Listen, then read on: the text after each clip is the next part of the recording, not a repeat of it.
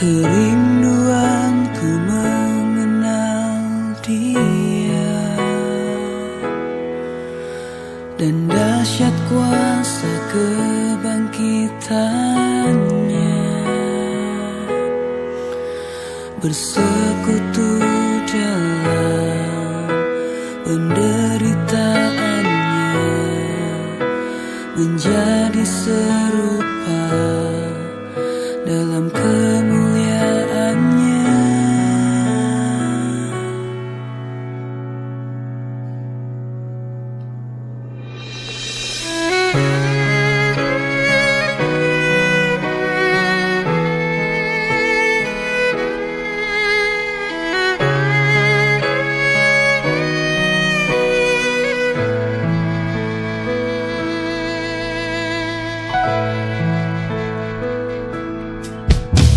Kerinduanku mengenal Dia,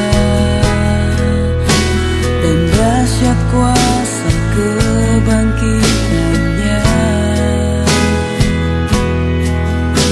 bersekutu dalam penderitaannya, menjadi serupa dalam kemuliaannya. Ku panggil namamu, berseru padamu, sebab Kau Tuhan, segala Raja, pemilik hidupku. Ku angkat tanganku, berserah padamu, kekuatanmu jadikanku lebih dari pemenang. Sebab Engkau Tuhan. Selamat hari Minggu, salam sejahtera bagi seluruh jemaat yang diberkati oleh Tuhan. Puji syukur kita angkat kepada Tuhan oleh karena kasih setianya yang selalu dinyatakan bagi kita. Tuhan selalu memelihara kehidupan kita sampai saat ini. Ia menyatakan kemurahan kasih-Nya bagi setiap orang yang percaya kepadanya. Kita semua berada di dalam keadaan sehat pun selamat, semua adalah tanda Tuhan yang menjaga kita. Dan pada saat ini kita dimungkinkan untuk bersama-sama menyatakan persekutuan kita sebagai orang percaya melalui kesatuan hati, melalui kesatuan iman, kesatuan doa kepada Tuhan kita Yesus Kristus. Dan karena itu jemaat yang diberkati oleh Tuhan, mari kita memasuki ibadah kita ini dengan meyakini bahwa kita ini percaya kepada Allah yang Maha Kuasa. Kita ini percaya kepada Allah yang Maha Hadir, yang kuasanya tidak terbatasi oleh apapun juga, tidak dibatasi oleh ruang, tidak dibatasi oleh waktu. Dialah Allah yang mengenal kedalaman hati kita. Dialah Allah yang mengenal kerinduan hati kita untuk datang beribadah kepadanya. Karena itu ibadah minggu yang kita laksanakan di rumah kita masing-masing adalah bentuk pengakuan iman kita kepada Tuhan yang Maha Kuasa itu, yang Maha Hadir itu. Ibadah yang kita laksanakan, kita yakini bahwa berkenan di dalam pandangan Tuhan. Tuhan yang Maha Hadir, hadir di dalam persekutuan kita, hadir di dalam ibadah yang dilaksanakan oleh jemaat di rumah masing-masing. Karena demikianlah firman-Nya berkata, sebab di mana ada 2 atau 3 orang berkumpul di dalam namaku, di situ aku ada di tengah-tengah mereka. Matius pasal 18 ayatnya yang ke-20. Karena itu, mari jemaat kita berdiri untuk menyanyikan pujian dari Kidung Jemaat nomor 20 bait 1 dan baitnya yang ketiga, Oh Hari Istirahat.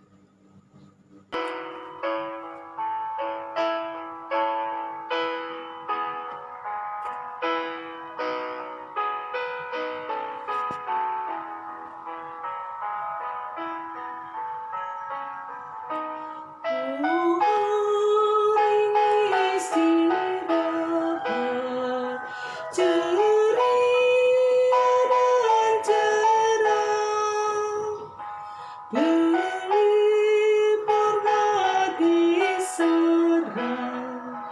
Oh Maria, bernyanyilah semua, bersatu menyembah.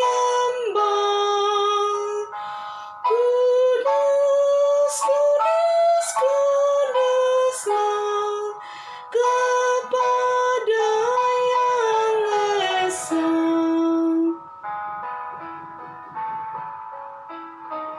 Oh, mari perteduhan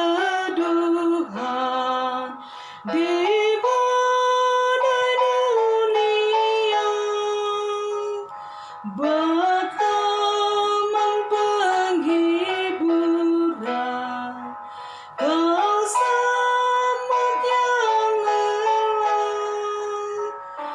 bak sungai kau segarkan, semangat yang gersang, magnebu kau tempatnya, mengingatkan aku. Jemaat yang diberkati oleh Tuhan, mari kita memulai ibadah kita. Ibadah minggu yang kita laksanakan saat ini jadi di dalam nama Allah, Bapa dan Anak dan Roh Kudus. Kasih karunia Allah menyertai kamu sekalian. Amin. Silakan duduk kembali. Saudara-saudara, tidak ada alasan bagi kita untuk tidak selalu bersyukur dan terus memuliakan nama Tuhan dari tengah-tengah kehidupan kita. Sekalipun ada begitu banyak persoalan-persoalan kehidupan yang kita hadapi di dalam hidup ini, namun Tuhan selalu mampu membuktikan kasih-Nya kepada kita semua. Bahwa ketika kita masih bisa menghembuskan nafas kita sampai detik ini, itu bukan karena kekuatan ataupun kehebatan kita, tetapi hanya semata karena kemurahan kasih Tuhan. Karena itu, mari kita mengagungkan kasih-Nya di dalam hidup kita.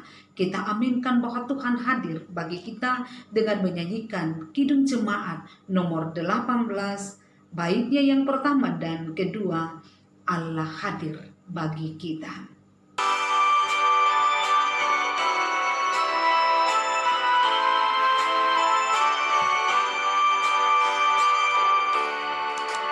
Allah hadir bagi kita dengan dapat berkat, melimpahkan kuasa Roh-Nya bagai hujan yang lebat.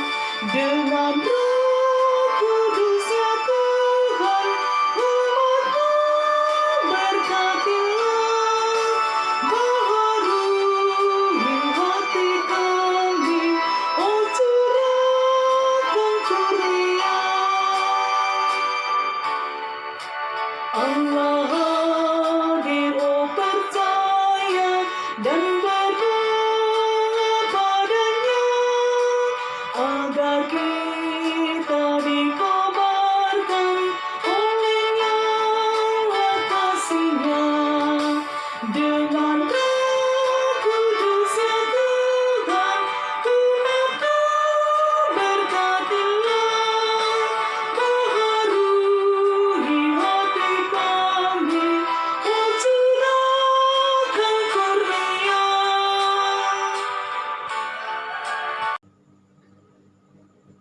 Jemaat yang diberkati oleh Tuhan, marilah kita berdiri.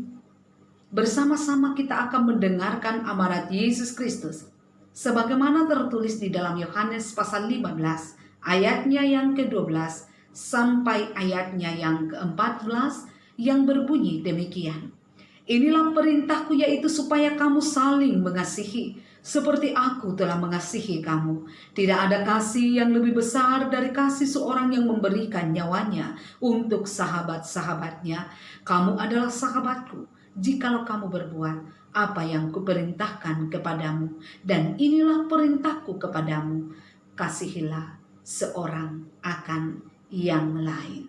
Mari kita sambut amanat Tuhan ini dengan menyanyikan pujian Kidung Jemaat 53, baitnya yang pertama, Tuhan Allah telah berfirman.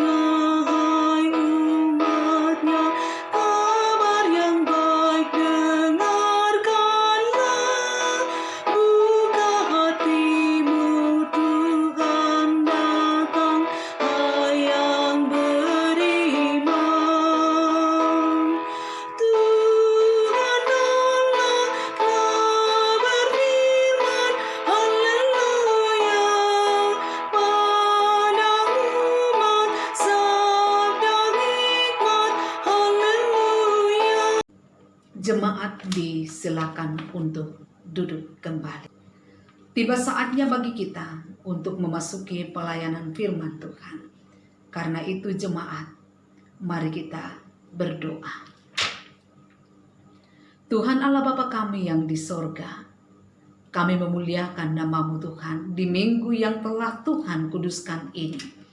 Bersama dengan segenap jemaat yang menyatukan hati dan iman di berbagai tempat untuk menghadap Tuhan.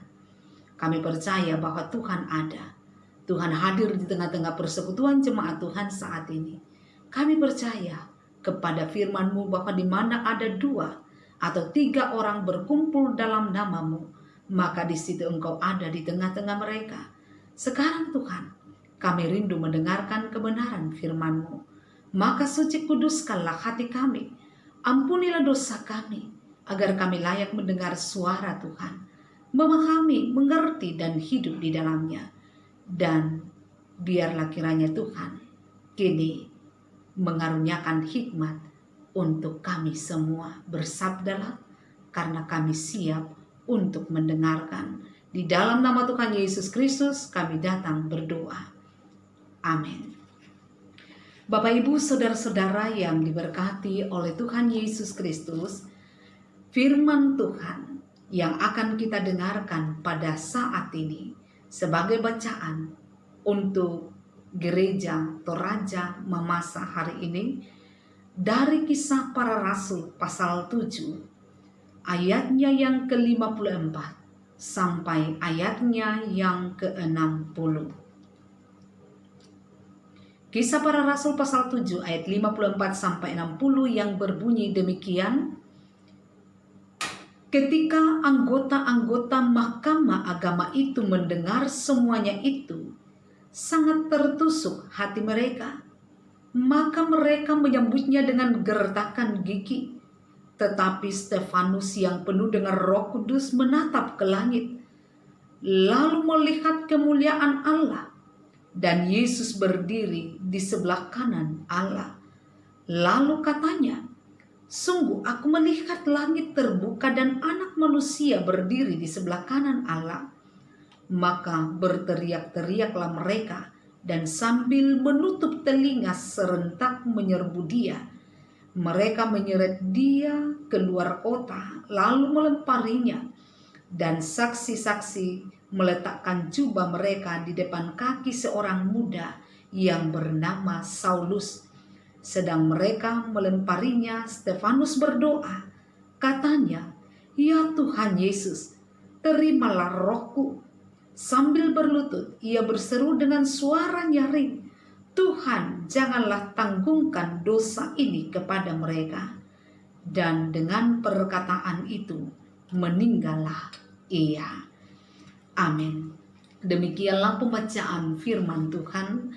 Berbahagialah kita yang selalu setia mendengar, terlebih bila hidup di dalam kebenaran firman itu. Haleluya. Amin. Bapak, Ibu, saudara-saudara, jemaat yang diberkati oleh Tuhan Yesus Kristus, taat sampai akhir itu merupakan kerinduan Allah kepada setiap orang yang percaya kepadanya. Namun ada kalanya orang percaya itu mengabaikan ketaatan mereka kepada Allah saat mereka diperhadapkan kepada tantangan, saat mereka diperhadapkan kepada konsekuensi yang berat. Semua itu mau mengatakan bahwa menjalani kehidupan sebagai orang yang percaya kepada Yesus Kristus, menjadi saksinya, menjadi pelayan Kristus di tengah-tengah dunia ini, bukanlah perkara yang mudah, bukan sebuah pekerjaan yang mudah. Ada begitu banyak persoalan, ada banyak hal yang dapat membuat kita tidak dapat hidup dengan taat sebagai saksi dan pelayan Kristus yang benar dan setia. Tantangan itu bisa berasal dari diri kita sendiri, tantangan itu bisa berasal dari orang lain, keluarga kita, lingkungan sekitar kita, termasuk dari luar kekristenan. Namun inilah yang pertama-tama harus kita sadari, bahwa tantangan dan konsekuensi berat bahkan sudah ada sejak zaman gereja mula-mula, dan itu bisa kita lihat dari kesaksian hidup seorang Stefanus. Stefanus ini, Bapak Ibu saudara-saudara yang diberkati oleh Tuhan, adalah salah satu dari 7 diaken yang dipilih oleh para rasul sesudah peristiwa kebangkitan Yesus untuk mengawasi dan menangani pelayanan diakonia.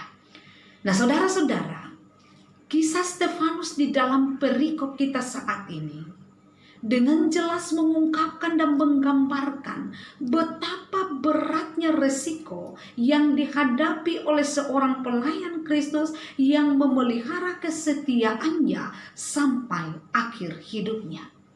Kisah Stefanus selain menjadi peringatan, ini juga sekaligus menguatkan pengikut Kristus lainnya bahwa sekalipun resiko sebagai murid yang setia itu sangat berat, bahkan nyawa bisa menjadi taruhannya, tetapi Tuhan tidak meninggalkan mereka. Tuhan selalu menolong dan menguatkan umatnya melewati hal-hal yang tersulit di dalam kehidupan mereka. Kini kita juga melihat dari kisah Stefanus ini bahwa kematiannya karena kesetiaannya kepada Tuhan sama sekali tidak sia-sia. Nah, mari kita melihat lebih dalam lagi tentang kisah ini. Di dalam ayatnya yang ke-54, di situ dikatakan, ketika anggota-anggota Mahkamah Agama itu mendengar semuanya itu, sangat tertusuk hati mereka, maka mereka menyambutnya dengan gertakan gigi. Saudara-saudara yang diberkati oleh Tuhan, pemberitaan para rasul tentang Yesus sebagai penggenapan dari perjanjian Allah dengan umatnya dalam perjanjian lama ini diteruskan oleh Stefanus. Dalam kesaksiannya, ia meninggikan Yesus sebagai Tuhan yang telah dibunuh, dihukum mati oleh orang-orang Yahudi di dalam ayat 52. Apa yang dikatakan oleh Stefanus ini kemudian dianggap menghujat Allah, karena bagi para penganut agama Yahudi menyamakan seseorang atau manusia biasa dengan Allah itu merupakan penghinaan terhadap Allah.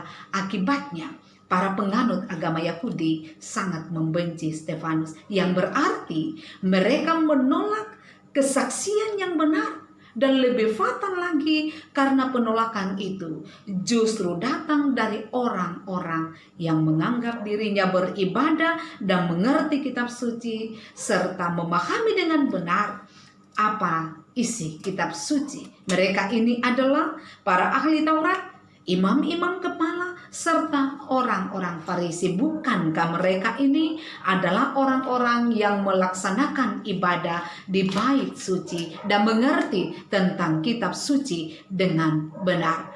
Karena itu, sebagai orang percaya, anak-anak Tuhan, mari kita berhati-hati. Jangan sampai kita terjebak dengan tipu muslihat mereka yang menyebut diri Kristen, menyebut mereka sebagai gereja, namun menolak Yesus Kristus sebagai Tuhan dan Juru Selamat satu-satunya. Yang kedua, di dalam ayat 55 sampai 56, di situ dikatakan, tetapi Stefanus yang penuh dengan Roh Kudus menatap ke langit, lalu melihat kemuliaan Allah dan Yesus berdiri di sebelah kanan Allah. Lalu katanya, sungguh aku melihat langit terbuka dan Anak Manusia berdiri di sebelah kanan Allah.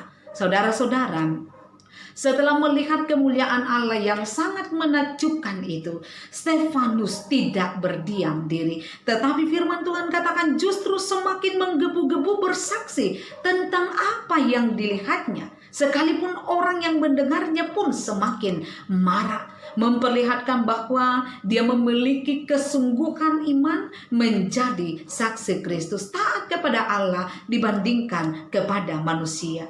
Ada yang menarik dalam ayat ini. Biasanya Alkitab menyebut Tuhan Yesus duduk di sebelah kanan Allah Bapa. Juga di dalam pengakuan iman rasuli kita berkata demikian. Namun kali ini dikatakan dalam pembacaan bahwa Tuhan Yesus berdiri di sebelah kanan Allah. Bukan duduk, berdiri di sebelah kanan Allah. Di sebelah kanan Allah ini merupakan sebuah penyataan akan kekuasaan dan kemuliaan Tuhan Yesus yang tidak ada bandingnya. Merupakan sebuah pernyataan yang mau mengatakan bahwa dia ada di dalam kemuliaannya. Penglihatan itu juga saya akan hendak mengatakan bahwa Tuhan Yesus tidak jauh dari Stefanus. Ia hadir di sana di saat Stefanus sedang mengalami penderitaan yang amat sangat. Tuhan Yesus berdiri untuk menyambut kedatangan Stefanus masuk di dalam kerajaannya. Dia siap untuk menerima si martir ini. Lebih daripada itu, Tuhan berdiri. Karena apa? Karena ia menghargai bahkan menghormati Stefanus. Sebab Tuhan Yesus sendiri mengatakan di dalam Yohanes pasal 12 ayatnya yang ke-26. Barang siapa melayani aku, ia harus mengikut aku. Dan di mana aku berada, di situ pun pelayananku ada. Barang siapa melayani aku, ia akan dihormati Bapa.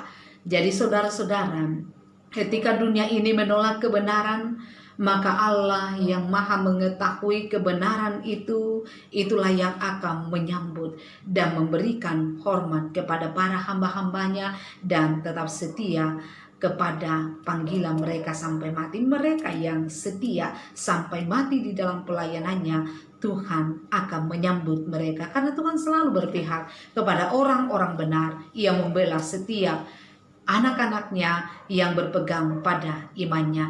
Yang ketiga, di dalam ayat 57 sampai 58 di situ dikatakan, maka berteriak-teriaklah mereka dan sambil menutup telinga serentak menyerbu dia. Mereka menyeret dia keluar kota lalu melemparinya, dan saksi-saksi meletakkan jubah mereka di depan kaki seorang muda yang bernama Saulus. Saudara-saudara, menutup telinga itu menjadi sebuah gambaran bahwa mereka tidak mau lagi mendengarkan kesaksian itu. Mereka tidak mau lagi mendengarkan kebenaran itu. Dan inilah vonis dan konsekuensi bagi Stefanus. Ia yang dianggap sebagai penghujat Allah, kemudian dilempari batu sampai mati. Dan dalam peristiwa pembunuhan terhadap Stefanus ini disebutkan bahwa Saulus hadir di sana dan memberi restu terhadap pembunuhan itu. Tentu saja saudara-saudara, ini bukanlah kebetulan. Lukas sebagai penulis sengaja menyebut nama Saulus untuk pertama kalinya di dalam perikop ini karena Stefanus. Maka peristiwa Stefanus ini kemudian membuat Saulus berbalik, mengalami perubahan hidup, sehingga kemudian diganti menjadi Paulus. Saulus yang adalah musuh utama kekristenan pada waktu itu, musuh terbesar yang menghambat pertumbuhan gereja, di kemudian hari bertobat, kemudian menjadi rasul yang sangat besar yang diubah namanya menjadi Paulus. Kemudian yang keempat, dalam ayat 59 sampai ayatnya yang ke-60 dikatakan, sedang mereka melemparinya, Stefanus berdoa katanya, "Ya Tuhan Yesus, terimalah rohku." Sambil berlutut ia berseru dengan suara nyaring, "Tuhan, janganlah tanggungkan dosa ini kepada mereka." Dan dengan perkataan itu meninggallah ia. Saudara-saudara yang diberkati oleh Tuhan Yesus Kristus, bagaimana Stefanus menghadapi kematiannya? Alkitab memberikan gambaran ini. Ketika menghadapi penganiayaan, Stefanus melakukan dua hal penting. Yang pertama adalah ia berdoa kepada Tuhan Yesus Kristus, "Ya Tuhan Yesus, terimalah rohku," dalam ayat 59. Kedua, ia memberikan kata-kata pengampunan, "Tuhan, janganlah tanggungkan dosa ini kepada mereka," ayat 60. Dari ayat ini Bapak Ibu, kita melihat bahwa Stefanus melakukan suatu hal yang luar biasa.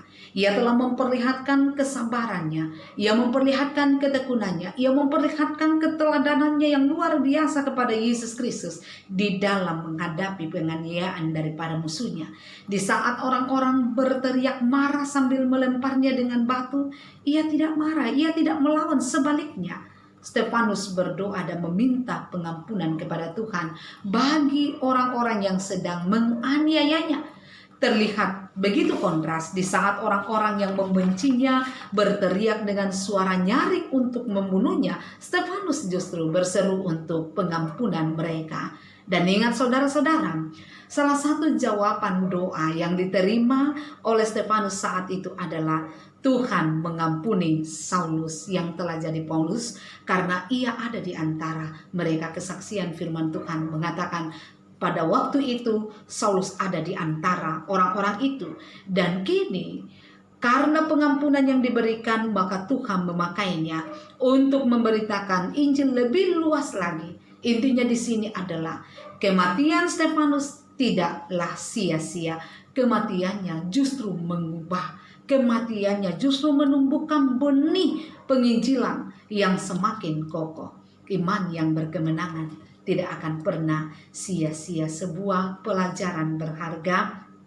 Apabila kesaksian kita ditolak, kita tidak perlu marah, membenci, apalagi mendendam.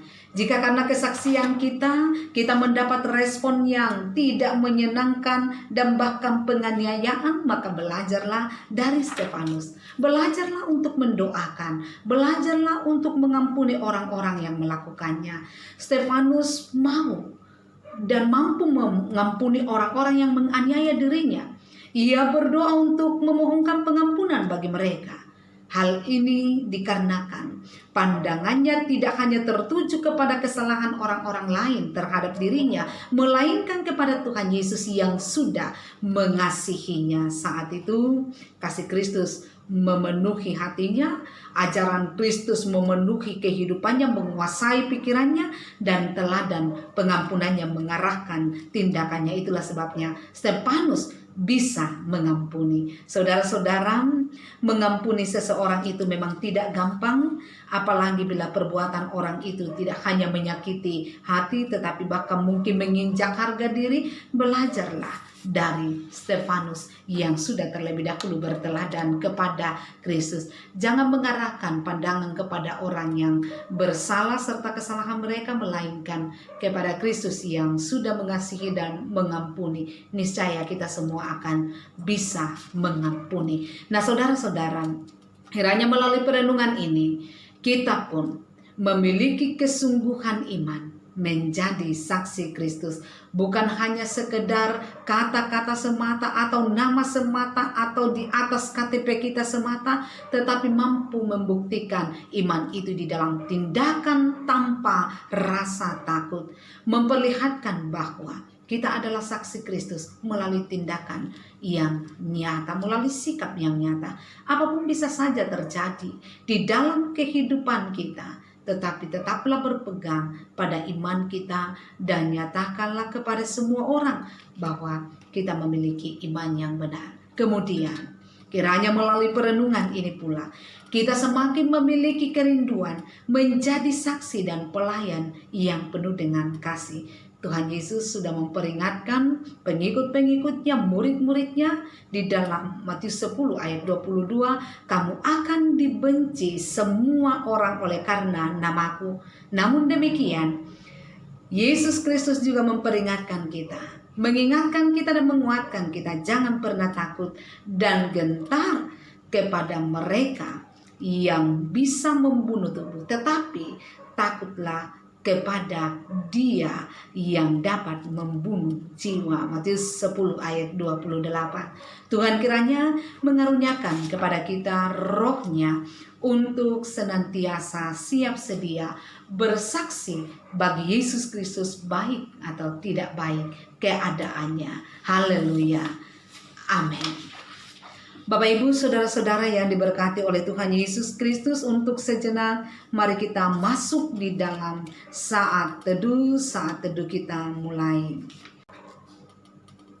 Amin. Untuk saat teduh kita, mari kita responi firman yang telah kita dengarkan dengan nyanyian yang sekaligus akan mengiringi persembahan syukur kita dengan menyanyikan nyanyian Kidung Jemaat 376 ayatnya, baitnya yang pertama dan baitnya yang kedua, ikut Dikau saja Tuhan.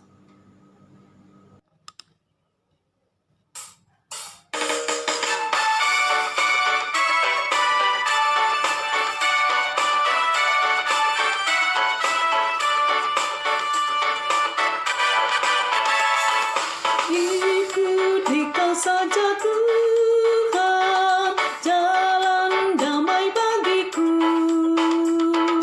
Aku selamat dan sentosa hanya oleh darah-Mu. Aku ingin ikut Dikau dan mengabdi padamu. Dalam Dikau juru selamat, ku bahagia penuh.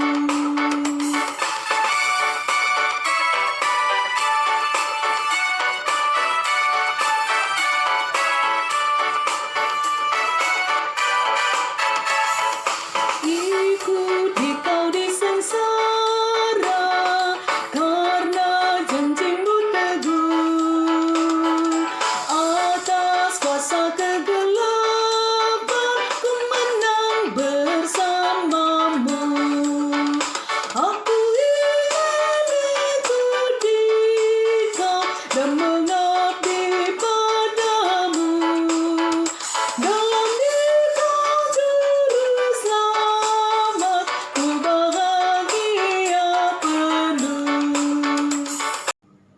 Jemaat yang diberkati oleh Tuhan, marilah kita berdiri untuk bersama-sama kita mengikrarkan pengakuan iman rasuli yang berbunyi demikian.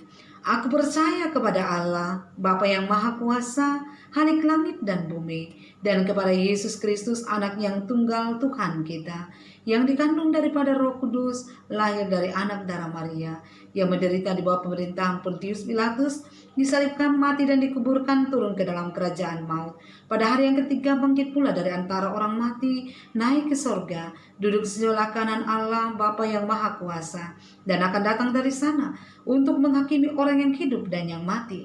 Aku percaya kepada Roh Kudus, gereja yang kudus dan am, persekutuan orang kudus, pengampunan dosa, kebangkitan daging, dan hidup yang kekal. Amin. Silakan duduk kembali. Jemaat yang diberkati oleh Tuhan Yesus Kristus, marilah kita satukan hati kita di dalam doa. Kita berdoa.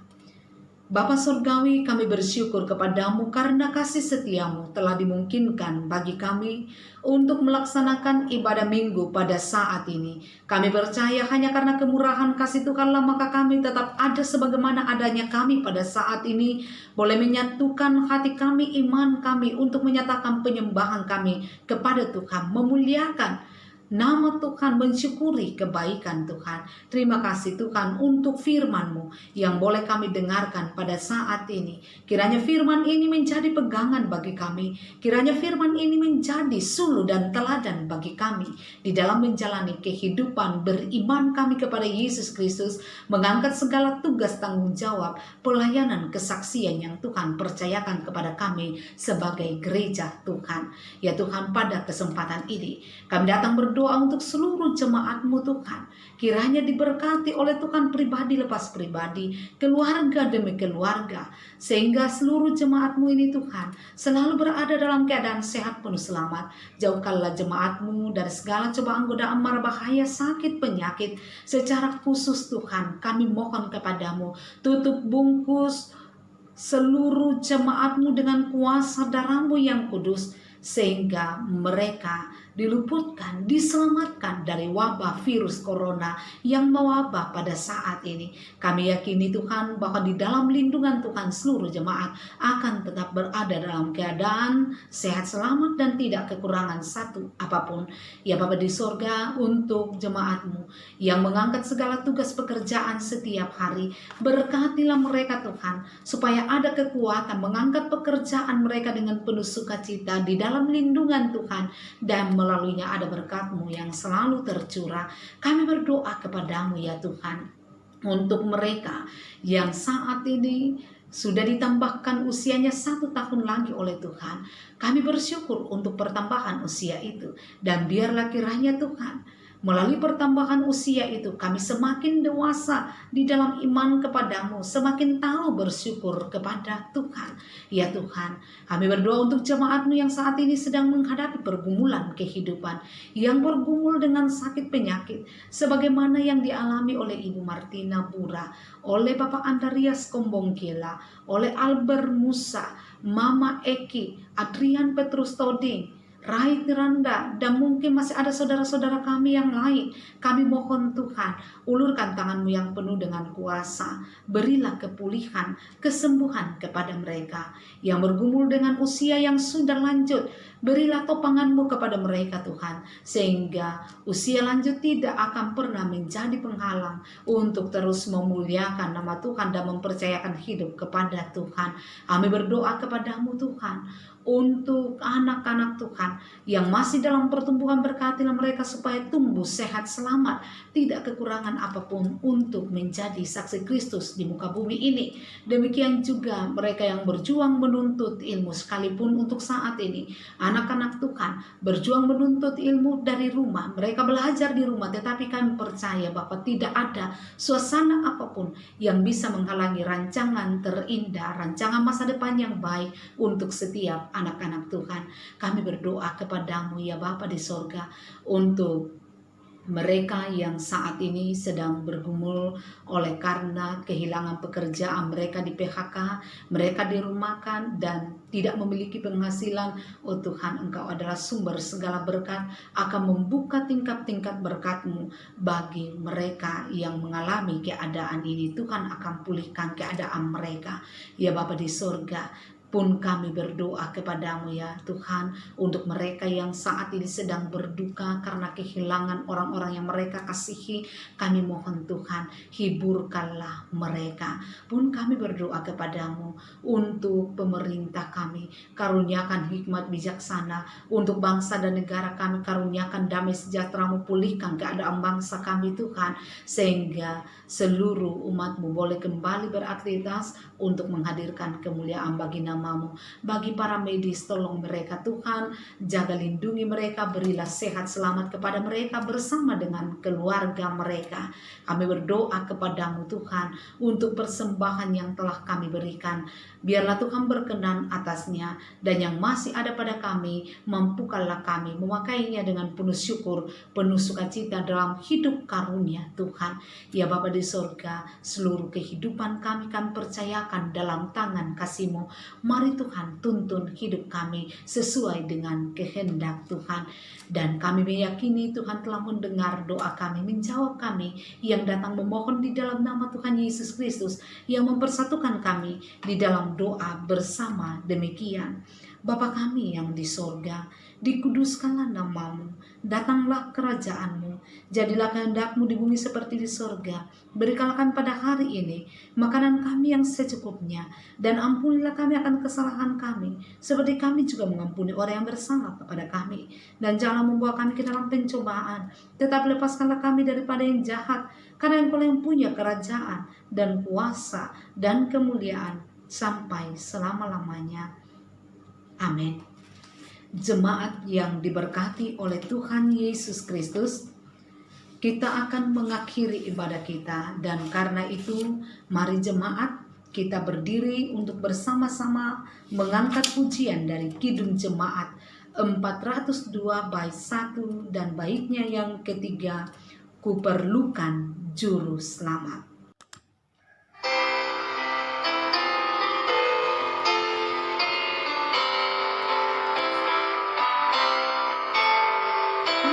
Bukan juru selamat agar jangan ku sesat. Selalu harus ku rasakan bahwa Tuhanku dekat. Maka jiwaku tenang, takkan takut dan enggan. Bila Tuhanku membimbing, ku di malam pun tentram.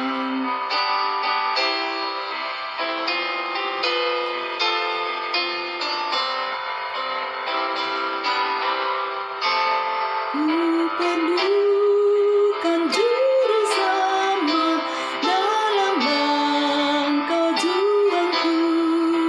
Siang malam suka duka, dengan Tuhan ku tempuh. Maka jiwaku tenang, takkan takut dan enggan. Bila Tuhanku membimbing, ku di malam pun tentram. Yang diberkati oleh Tuhan Yesus Kristus, dalam segala keadaan, mari kita terus memuliakan nama Tuhan. Dalam segala kondisi, mari kita menaruh harap kepadanya.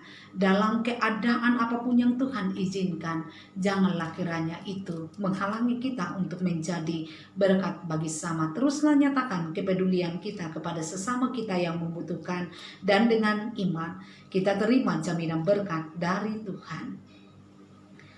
Tuhan memberkati engkau dan melindungi engkau. Tuhan menyinari engkau dengan wajahnya dan memberi engkau kasih karunia. Tuhan menghadapkan wajahnya kepadamu dan memberi engkau damai sejahtera. Amin. Jemaat yang diberkati oleh Tuhan, silakan duduk kembali. Demikianlah ibadah kita. Mari kita jalani kehidupan kita di dalam tuntunan Tuhan. Percayalah bahwa Tuhan akan menyatakan kuasa pemulihannya bagi kondisi yang sedang kita alami pada ukuran waktu Tuhan.